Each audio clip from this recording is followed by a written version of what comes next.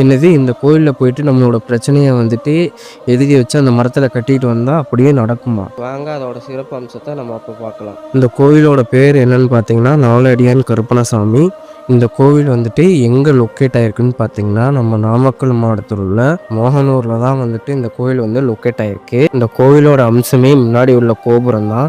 இந்த கோபுரத்துக்கு வந்துட்டு அவ்வளோ சக்தின்னு சொல்லிட்டு முன்னோர்களால் பேசப்படுது. இந்த மோகனூருக்கு வந்துட்டு இன்னொரு பேர் என்ன இருக்குன்னு பார்த்தீங்கன்னா கொங்கு நாடு அப்படின்னு சொல்லிட்டு இருக்கு. கொங்கு நாட்டுக்கு இந்த சாமி வந்துட்டு காவல் தெய்வமா இருக்குது அப்படின்னு சொல்லிட்டு பேசப்படுறாங்க. இங்கு நாவலடியான் படையல் சாமி என்று அழைக்கப்படுறாரு. உங்களுடைய வேண்டுதலை இந்த மரத்துல வந்து எழுதி கட்டினீங்க அப்படின்னா அப்படியே நடக்குங்கன்றத ஒரு நம்பிக்கை. இங்கு வரும் பக்தர்கள் அந்த நாவலடியானை வேண்டி அந்த வேண்டுதல் நிறைவேறினால் அசைவ படையல் போட்டு வழிபடுகிறார்கள். அதனாலதான் நாவலடியான் படையல் சாமி என்று அழைக்கப்படுறாரு. இந்த மாதிரி வீடியோஸ்க்கு நம்ம சேனலை சப்ஸ்கிரைப் பண்ணி வச்சுக்கோங்க.